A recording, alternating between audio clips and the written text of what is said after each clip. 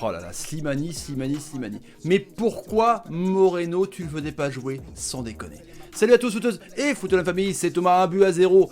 Monaco, 3 victoires consécutives les amis, et 5ème au classement, grâce à qui? Grâce à Slimagol, évidemment. Avant de commencer les amis, n'hésitez pas à bombarder la barre des likes, c'est sous la vidéo. Faites-moi savoir si vous aimez ce genre de contenu, évidemment. C'est parti les amis avec les statistiques de OneFootball, l'application numéro 1 de football gratuite et téléchargeable sur iOS, Android. Le lien dans la description, n'hésitez pas à passer par là. Donc 51-48, 51-49 en gros. On pensait que Montpellier allait revenir jusqu'à la fin. Duel gagné, c'est plus pour Monaco. Voilà, il y a 4 corners à 2. Monaco était bien dans le jeu. Il y a donc un but, il y a 16 tirs à 13 quand même les amis, 2 tirs cadrés, donc 16 tirs et 2 cadrés, 1 but, 13 tirs et 2 cadrés, 0 but. Franchement 12,5% de tirs cadrés contre 15. C'est pas un match franchement avec la réussite, qui a eu des bons gardiens, Lecomte, il y a eu aussi Berthaud en l'absence de Rulli. Donc voilà pour les stats de OneFootball les amis, donc honnêtement... C'est pas un match de fifou, mais bon, Monaco fait la bonne opération ce soir. Allez, on commence avec évidemment l'image du jour. L'image du jour, c'est Slimagol. Comment ne pas aimer ce type? Bordel, sans déconner. Oui, c'est une déclaration d'amour. Bah ouais, parce que c'est la Saint-Valentin. Non mais sans déconner, voilà.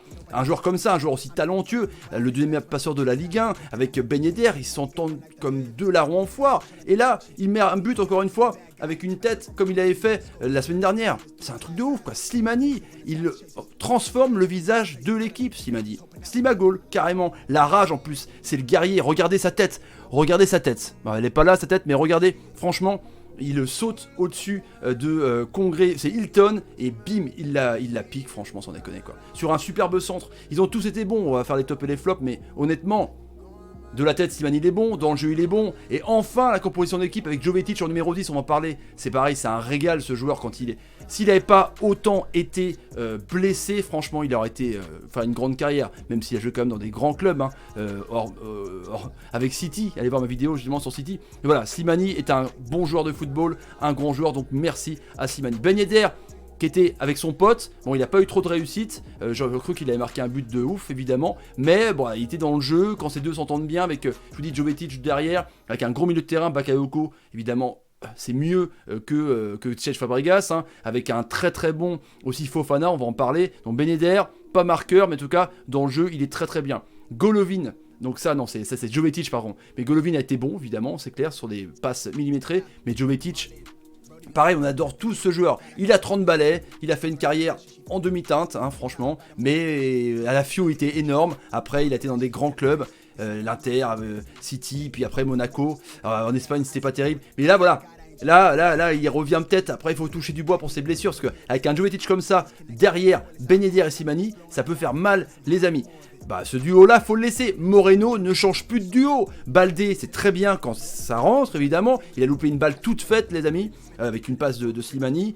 Voilà, José Martins est absent, il était dans les tribunes, il a dans sa suspension. Mais laissez-moi ce duo. Laisse-moi ce duo pour le bien de la Ligue 1, pour le spectacle, quand même. C'est peut-être le meilleur duo de la Ligue 1. Tiens, quel est votre meilleur duo? Tiens, Neymar Mbappé, Di Maria Icardi, Slimani Ben Yedder, Maripane transfigure franchement à côté l'ami Glick. Jemerson, c'est fini, j'espère qu'on ne le reverra plus. Mais Feu de Balatouré, Aguilar, enfin, tu mets un latéral, un des meilleurs du championnat de France en dernier, enfin titulaire quoi, au lieu de mettre un piston. Bah voilà, peut-être Jason Martins, la suspension est peut-être bien pour que tu aies un système à 4, mais Maripane franchement est un très très bon défenseur. Et Fofana, une bonne recrue, j'y croyais pas hein, au trading monégasque avec Fofana et Tchouaméni. Fofana c'est le patron quoi. Passeur décisif 2 fois dans le match précédent, là il a régalé quoi. C'est lui le patron milieu de terrain, ça permet à Bakayoko et à l'ami Golovin de partir pleine balle en box-to-box. Non franchement du bon boulot. Pour les Montpellierins, bah, il y avait Ferry qui était... Alors les deux meilleurs joueurs pour moi c'est Ferry et Savanier, tu vois. Donc c'est quand même pas terrible évidemment, mais c'est un bon joueur, c'est un bon joueur hargneux. Donc Nîmes, Lyon et maintenant Montpellier, non, il est très très bon. Le duo avec l'ami Savanier c'est bien. Savanier qui a une grosse frappe, mais il était bien contré parce qu'il y avait des défenseurs devant en tout cas.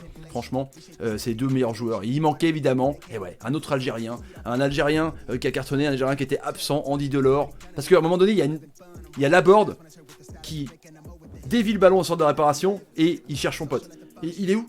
Andy? Andy, dis-moi oui. Bah non, carrément pas, parce qu'il était pas là, il était suspendu, donc ça aurait pu être différent avec Andy Delors. 9 buts quand même, les amis. Le classement, il est là, avec Monaco qui remonte à la 5ème position, à 2 points de Lille qui reçoit Marseille, pardon, à 3 points de Rennes qui va à Reims. La bonne opération, Montpellier reste donc 6ème avec 37 points, c'est quand même pas mal mine de rien. Strasbourg peut dépasser contre Lyon, Monaco peut dépasser Montpellier aussi, ça va être chaud contre Dijon, et Lyon, ouais, c'est chaud pour Montpellier. C'est un championnat serré, les amis, n'hésitez pas à partager la vidéo sur Twitter, Facebook, Instagram et Snapchat. Abonnez-vous à Thomas Parle Foot, l'Instagram pour gagner les maillots Dortmund PSG la semaine prochaine, les amis, je vous laisse. Salut, et salut, et suis ma goal, tu nous as régalé de ouf.